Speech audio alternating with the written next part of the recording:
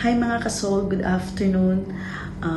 For today's video, mag-update pa ako ngayon. So, unang-una po, pasensya na kasi hindi ako nakapagbigay ng update po sa inyo. Hindi po consistent yung reply ko po sa mga comments at saka sa mga messages ko po.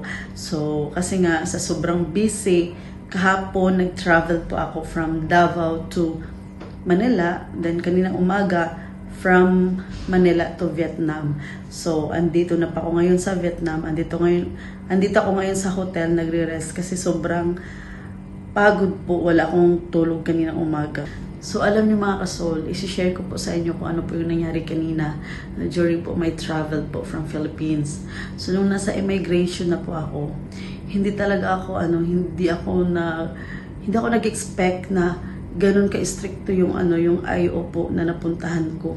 Ang dami niyang tanong sa akin. Parang umabot yata kami ng 20 to 30 minutes yung interview niya sa akin.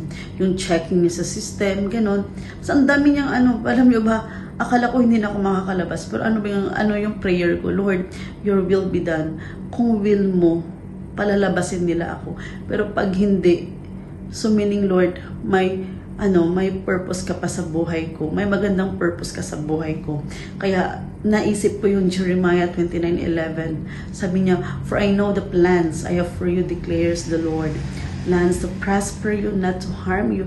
Plans to give you hope and the future." So, yun po yung inisip ko kanina. So, kung hindi ako makakalabas, kung hindi ako papayagan na lalabas ng Pilipinas, so meaning may magandang plano pa si Lord sa buhay ko. Ayun, then maya-maya mga almost 20 to or 30 minutes I think, din sinabi na okay ka na. Yun, actually yung interview naman is yung sa first lang, yung sa teller lang, hindi naman ako pinasok doon sa loob. Yung yung parang ni-recap lang nila yung mga travel ko dati. Then may mga additional na mga tanong. Then nakakatakot kasi nga parang galit kong magtanong. Pero I thank God na-overcome ko naman. So, ayun, yun lang yung karanasan ko kanina sa travel ko from Philippines. As in, sobrang hirap po pag mag-tour ka papuntang palabas ng Pilipinas. Pag galing ka ng Pilipinas, napakahirap. Pero pag mag-cross country ka, hindi po ganun kahigpit, hindi tulad dyan sa atin, sobrang higpit. Pero yun lang, pag talagang will ni Lord, ibibigay niya yun. So, minsan hindi natin maintindihan, di ba? Hindi natin maintindihan bakit hindi inalaw, hindi natin maintindihan. Pero, sa akin kasi, ang inano ko lang na, yung promise po ni Lord na plans to prosper us, not to harm us, plans to give us hope and future. So, yun po. Yun talaga yung nasa isip ko, yung nasa puso ko. Kung ano man yung mangyayari, negative man or positive. So meaning po, may magandang plano po si Lord sa buhay natin. So yun, papasalamat ako kay Lord kasi naka-overcome ako kanina dun sa immigration po. Mag-update lang din po ako mga kasol. So kahit wala na pa ako sa Pilipinas, pero patuloy pa din yung ministry po ng Soul Harvesters. So kahapon po, pinapabisita ko sila doon sa 3 family po.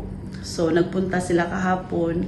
Actually, 6 po yun, 6 na family. Pero, pinahati ko po sa kanila. Kahapon is yung 3, then on Friday po is yung 3 din para hindi din mabigat din sa kanila. So, ayun, bumisita sila kahapon. May napuntahan silang 3 family po. May nag-render po sila ng prayer. Then, binigay po yung yung tulong po na para po sa kanila. Sa mga kasol, salamat po sa patuloy na pagsuporta po sa Soul Harvesters. Then please don't forget to follow, like, comments, and share. And also subscribe to our YouTube channel, Soul Harvesters. And follow our TikTok account. Thank you. Have a nice day.